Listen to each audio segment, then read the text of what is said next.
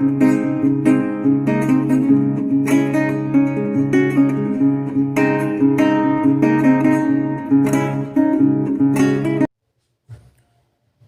साथियों, क्या हाल चाल। साथियों 10 महत्वपूर्ण प्रश्न लेकर आए हैं हिंदी मास्टर कैडर में। जो व्याकरण है, जैसे शब्द शक्ति, छंद, अलंकारों से प्रश्न भी ला रहे हैं। साथ ही इस वीडियो में अलंकार से संबंधित प्रश्न तो नहीं है, लेकिन परिभाषिक शब्दावली से संबंधित भी कुछ प्रश्न हम लेकर आए हैं। 10 महत्वपूर्ण प्रश्न होने वाले हैं। वीडियो का भाग 22 लेकर आ रहे हैं, जो कि हिंदी व्याकरण श्रृंखला हम बना रहे हैं साथियों।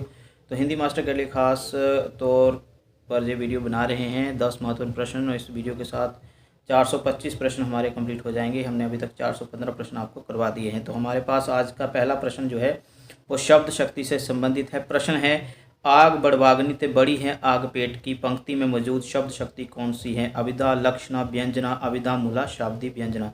साथियों, शब्द शक्ति के बारे में हमने आपको बताया कि 2 वीडियो बनाई है, जिसमें हमने पहले भाग में अविदा और लक्षणा शब्द शक्ति को समझाया है, फिर उसके बाद व्यंजना शब्द शक्ति को। तो उसका लिंक आपको डिस्क्रिप्शन में मिल जाएगा। तो प्रश्न पर आते हैं साथियों। आग बड़वाग्नि तो बड़ी है आग पेट की, ठीक है। इसमें कहा गया है कि जो पेट की आग है वो बहुत बड़ी होती है, मतलब उसके आगे जो है समुद्र में लगी हुई आग भी धीमी पड़ जाती है। तो इसमें कौन सी शब्द शक्ति है? एक साधारण सा वाक्य है, हालांकि इसमें जो मुख्य अर्थ है वो उसमें बाधक हो रहा है, मतलब उसमें बाधा आ रही है, उसको समझने में बाधा आ रही है। आग बड़वाग्नि मतलब समुद्र में लगी हुई आग से भी बड़ी आग जो है पेट की होती है। तो ये आपको मैंने लक्षण बता दिया। तो ये लक्षणा शब्द शक्ति की परिभाषा मैंने बताई है, ठीक है, कि जहाँ पर मुख्य अर्थ को समझने में थोड़ी सी बाधा आए तो यहाँ पर लक्षणा शब्द शक्ति होगा। मैं बार बार बोल रहा हूँ, यदि आपने डिटेल से समझना है तो वो हमारी 2 वीडियो जो है उसको ज़रूर जाकर देखिए, लिंक आपको डिस्क्रिप्शन में मिल जाएगा। लेकिन उससे पहले ये वीडियो ज़रूर देख के जाइएगा, ठीक है साथियों। हमने अविदा, लक्षण, व्यंजना, है ना, अविदा, मूला, शाब्दी, व्यंजना क्या होता है सब उसमें बताया हुआ है। तो साथियों दूसरे प्रश्न पे चलते हैं। दूसरा प्रश्न है, व्यंजना शब्द शक्ति के दो मुख्य भेद कौन से हैं? बहुत इंपॉर्टेंट साथी प्रश्न है। व्यंजना शब्द शक्ति के मुख्य 2 भेद पूछे जाते हैं, अक्सर परीक्षाओं में पूछे गए हैं। पहला विकल्प है शाब्दी व्यंजना, अर्थी व्यंजना। दूसरा है अविदा मूला व्यंजना, लक्षणा मूला व्यंजना। तीसरा है अलंकार व्यंजना या रस व्यंजना। चौथा है इनमें से कोई नहीं। तो साथियों जो आपको बता देते हैं, जो पहला विकल्प है बिल्कुल सही है। शाब्दी व्यंजना और आर्थी व्यंजना, ये 2 भेद व्यंजना शब्द शक्ति के माने जाते हैं। और व्यंजना शब्द शक्ति क्या है इसको भी डिटेल से हमने समझाया हुआ है, उसको आप वीडियो में जाकर देख लीजिएगा, ठीक है। तो इसमें हम प्रश्न ही डिस्कस करेंगे आपके साथ। तीसरा प्रश्न साथियों, ये वाले प्रश्न आपको मैं बता देता हूँ परीक्षा में पूछे जाएंगे। बिल्कुल हम कह सकते हैं कि हमने ये प्रश्न जो हैं काफ़ी मेहनत से बनाए हैं, और ताकि आपकी परीक्षाओं के लिए अधिक सरलता से आप तैयारी कर पाएँ, ठीक है। ये प्रश्न आप याद भी कर सकते हैं, क्योंकि यही प्रश्न पूछे जाते हैं अक्सर। बहुत ज़्यादा हमने मेहनत करी है, अलग अलग स्टेट्स के एग्ज़ाम्स को देखा है, फिर उसके बाद वहाँ से प्रश्न हम आपके लिए लेकर आ रहे हैं, ठीक है। तो हम भी दिमाग लगा रहे हैं भाई कि आपका फ़ायदा ही होना चाहिए। इस चैनल से आप जुड़े हैं तो बहुत बड़ा धन्यवाद आपका, ठीक है। तीसरा प्रश्न है, किस शब्द शक्ति के में मुहावरों और लोकोक्तियों आदि का प्रयोग होता है? साथ ही जो पहले 3 प्रश्न हमने शब्द शक्ति के आधार पर बनाए हैं, और भी बहुत सारी वीडियोज़ लाएंगे जिसमें प्रश्न जो हैं बनाए होंगे शब्द शक्ति के आधार पर, ठीक है। किस शब्द शक्ति में मुहावरों और लोकोक्तियों आदि का प्रयोग होता है? पहला ऑप्शन है अविदा, दूसरा है लक्षणा, तीसरा है व्यंजना, चौथा है अविदा मूला शाब्दी व्यंजना। तो साथियों आपको बता देते हैं कि मुहावरों और लोकोक्तियों आदि का प्रयोग जो है शब्द शक्ति किस में होता है? लक्षणा शब्द शक्ति में होता है। पहले ही हमने परिभाषा और लक्षण बताया ना कि लक्षणा शब्द शक्ति का क्या है कि मुख्य अर्थ में बाधा आती है इसके समझने में। तो मुहावरे है ना, उसमें भी जैसे कि हम देख लेते हैं मुहावरा के अंधे की लकड़ी है ना एकमात्र सहारा। तो इसमें एक अर्थ छिपा हुआ है, ठीक है। सामने जैसे मैं बोल रहा हूँ कि मोहन एक साहसी लड़का है, ठीक है ना, ये तो होगी सामान्य बात। इसमें कौन सी है शब्द शक्ति? इसमें अविदा शब्द शक्ति होगी। लेकिन लक्षणा में क्या हुआ, ठीक है, कि रोहित अपने माता पिता अपने माता पिता की लकड़ी है, अंधे की लकड़ी है, ठीक है, इस प्रकार से, ठीक है। तो एकमात्र सहारा इसका अर्थ होगा। इसी प्रकार से जब मुहावरों और लोकोक्तियों का जहाँ पर प्रयोग होता है वहाँ पर लक्षणा शब्द शक्ति होती है। ओके साथियों, ये भी आप डिटेल से देख लीजिएगा। चौथा प्रश्न साथियों, ये परिभाषिक शब्दावली से संबंधित प्रश्न है, ठीक है। क्या है? ग्रंथावली शब्द का इंग्लिश शब्द क्या है? ठीक है, ऐसे भी प्रश्न पूछा जा सकता है। ग्रंथावली, कैजुअल, बाइबिलियोग्राफी, कोलैबोरेशन या डेपुटेशन, ठीक है साथियों। तो इसमें आपको बता देते हैं कि जो सही उत्तर आएगा यहाँ पर वो आएगा बाइबलोग्राफी। ठीक है साथियों, बाइबलोग्राफी ग्रंथावली का इंग्लिश रूप है। ठीक है साथियों। तो साथियों जो कैजुअल का अर्थ है वो होता है आकस्मिक। क्या होता है? आकस्मिक होता है इसका अर्थ। बाइबलोग्राफी का बता दिया, ग्रंथावली जो कि पूछा भी गया था इस प्रश्न में। तीसरा है कोलैबोरेशन। कोलैबोरेशन का अर्थ होता है सहयोग। और चौथा है डेपुटेशन, इसका मतलब होता है प्रतिनियुक्ति या शिष्टमंडल। ठीक है साथियों, ये तो हो गए बाकी के प्रभाषिक शब्दावली के अर्थ भी। ठीक है, अगला 5वां प्रश्न है रूढ़, यौगिक, योग रूढ़ आदि शब्दों का प्रयोग किस शब्द शक्ति में होता है? तो साथियों ऑप्शन है अविधा, लक्षणा, व्यंजना, सभी में। चौथा विकल्प है सभी में या इन तीनों में से। तो रूढ़, यौगिक, योग रूढ़, पता होगा ये शब्द आप यदि आपने वर्ण माला शब्द विचार पढ़ा हो तो ये कौन से शब्द होते हैं। जरूर हमें कमेंट सेक्शन में जाकर बताइएगा ताकि आपकी भी नॉलेज जो बढ़ती रहे। इनको कौन सी श्रेणी में बांटा गया है? तो आगे आते हैं। रूढ़, यौगिक, योग रूढ़ शब्द जो हैं किस शब्द शक्ति में मिलते हैं? साथियों जी अविधा शब्द शक्ति में प्रयोग होते हैं। ठीक है, ये भी हमने वीडियो में बताया हुआ है आपको पहले ही। तो 6ठा प्रश्न है साथियों, उस पर चलते हैं। परिभाषिक शब्दावली से संबंधित प्रश्न है। इसमें साथियों बहुत सारे शब्द जो है कवर हो जाते हैं। ठीक है ना, जो आप सुनेंगे अपने आप में ही आपको याद हो जाएंगे। और अक्सर जो पूछे जाते हैं प्रश्न क्या है कि जो सही जुगम नहीं है उसको छांटना है परिभाषिक शब्दावली का साथियों। ठीक है, तो पहला है कंप्लियंस, अनुपालन। दूसरा है कॉमर्स, वाणिज्य। तीसरा है जस्टिफिकेशन, स्पष्टीकरण। चौथा है मैनुअल, क्रमानुसार। साथियों जो गलत है साथियों वो आएगा चौथा मैनुअल। मैनुअल जो है क्रमानुसार नहीं होता है, नियमानुसार होता है। ठीक है, तो ये देख लीजिएगा, या नियमावली भी बोल सकते हैं। ठीक है, तो क्रमानुसार जो है वो सिस्टमेटिकली इंग्लिश रूप होगा उसका, ना कि ये। तो ये गलत है, बाकी बिल्कुल सही है। ठीक है, कंप्लियंस, अनुपालन, कॉमर्स, वाणिज्य और जस्टिफिकेशन, स्पष्टीकरण। ठीक है साथियों, ये भी एक अच्छा प्रश्न है। तो साथियों अभी हम पहुंच गए 7वें प्रश्न पर। 7वां प्रश्न है कि मुक्तक छंद के संबंध में कौन सा मत सही है? तो पहला विकल्प है जिन काव्य पंक्ति में वर्णों या मात्राओं के क्रम आदि पर कोई प्रतिबंध ना हो। साथियों प्रश्न आपने सुन लिया ना अच्छी प्रकार से। प्रश्न क्या है कि मुक्तक छंद के संबंध में कौन सा मत जो है सही है, सही बताना है चारों में से।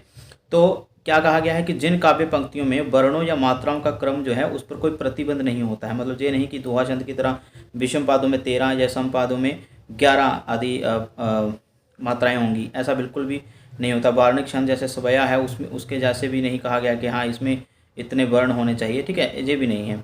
तो मतलब ऐसा कोई भी रूल जो है इसमें नहीं होता है। ठीक है, तो दूसरा क्या कह रहा है कि मात्र सिर्फ नाद, ताल और लय का ख्याल जहाँ होता है। ठीक है, अगला है निराला की कविता जूही की कली मुक्तक छंद की एक उदाहरण है।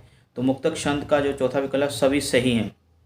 तो साथियों 7वां जो प्रश्न है उसमें जो चौथा विकल्प है बिल्कुल सही, मतलब सभी सही हैं। ऊपर वाले 3 जो हैं विकल्प बिल्कुल सही आएंगे। जी हाँ, इसमें मात्राओं और वर्णों का पर कोई प्रतिबंध नहीं होता है। ज़्यादा आ सकती हैं, कम आ सकती हैं, कोई भी इसमें रूल नहीं चलता है। ठीक है, मात्र नाद, ताल, लय इसमें ख्याल रखता है आवाज़ की भी कि हाँ तुकबंदी अच्छी हो। नाद का मतलब आवाज़, ध्वनि।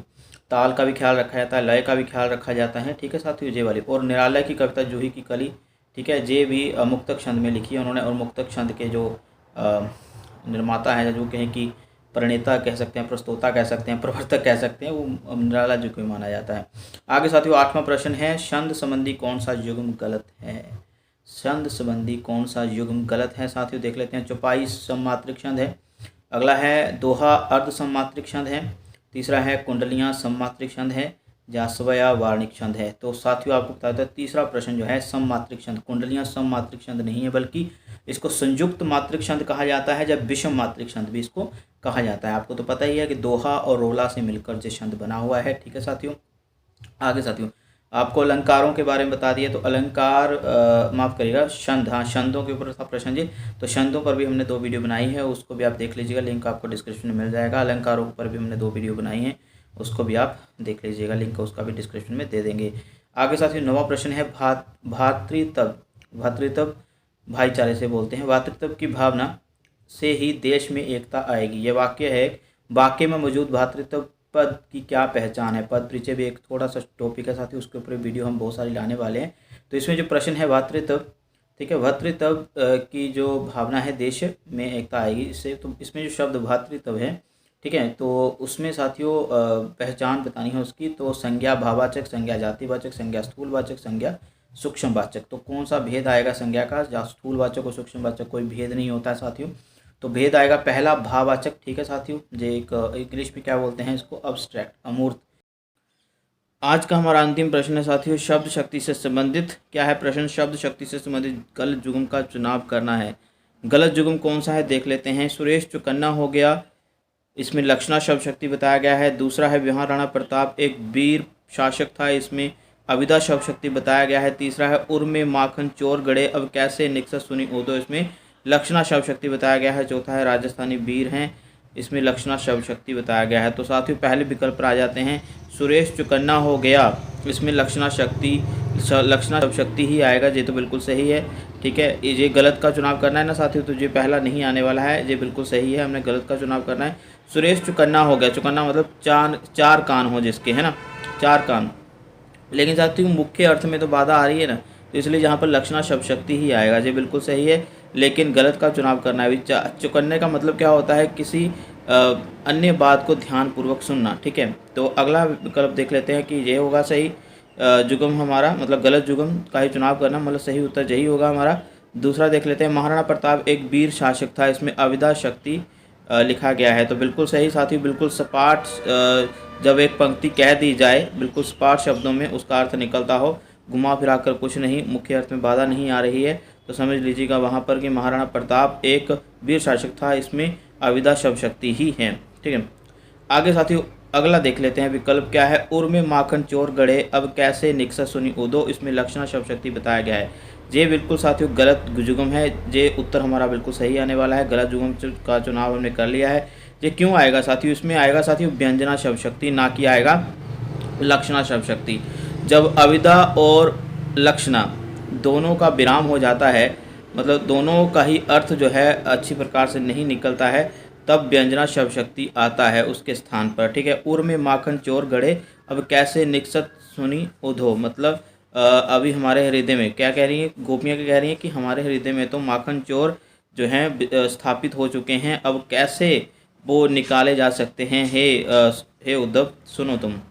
तो इसमें व्यंजना शब्द शक्ति आएगा, क्योंकि ये पंक्ति जो भी पढ़ेगा और जो भी सुनेगा अपने हिसाब से उसका अर्थ जो है लगाएगा। तो इसमें अविदा शब्द शक्ति की तरह सीधी सपाट बात नहीं है, और लक्षणा शब्द शक्ति की तरह जो है मुख्य अर्थ में बाधा भी नहीं उत्पन्न हो रही है, बल्कि कोई भी व्यक्ति, चाहे मैं सुन रहा हूँ, चाहे कोई जिसको उद्धव कथा के बारे में कोई पता नहीं है, ठीक है जी, जिसमें गोपियों के बारे में कुछ पता नहीं है, तो वह अपनी ओर से जो है अलग अर्थ इसका निकालेगा। माखन चोर के बारे में जिसको पता नहीं हो, माखन चोर हो सकता है किसी चोर के बारे में ही सोचे, तो अलग अलग अर्थ जहाँ पर निकलते हो, व्यंग्यार्थ निकाला गया है जहाँ पर। ठीक है साथियों, व्यंग्य किया गया है, तो जहाँ पर व्यंजना शब्द शक्ति आएगा, ना कि लक्षण। तो ये जुगम जो है गलत है, क्योंकि यहाँ पर लक्षणा शब्द शक्ति लिख दिया है जहाँ पर व्यंजना आएगा साथियों। अगला साथियों विकल्प वो भी पढ़ लेते हैं। राजस्थानी वीर हैं लक्षणा शक्ति, ये बिल्कुल सही है, और गलत का चुनाव हमने कर लिया है। सही ऑप्शन चौथा बिल्कुल सही है साथियों, क्योंकि राजस्थानी वीर हैं, अभी यहाँ पर भी मुख्य अर्थ में बाधा हो रही है ना। अभी राजस्थानी लोग हैं, ये तो नहीं बताया गया। राजस्थानी से मतलब तो लोग, मतलब राजस्थान के लोग जहाँ पर अर्थ प्रतीत हो रहा है, तो मुख्य अर्थ में बाधा हो, लेकिन कहीं ना कहीं हमें पता चल रहा हो कि इसमें बात जो है कहीं ना कहीं घुमा फिरा कर कही गई है, और जो घुमा फिरा कर बात कही है हम उसको समझ भी रहे हैं। ठीक है, यही है लक्षणा शक्ति।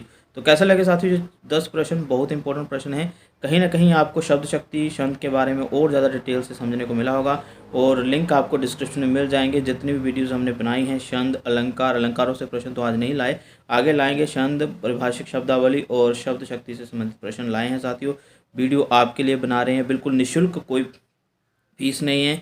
जितने भी वीडियोज़ हमने बनाए हैं आप देख सकते हैं, लोग कोचिंग ले रहे हैं, क्या कर रहे हैं, वे कर रहे हैं। हिंदी के लिए कौन कोचिंग लेता है भाई?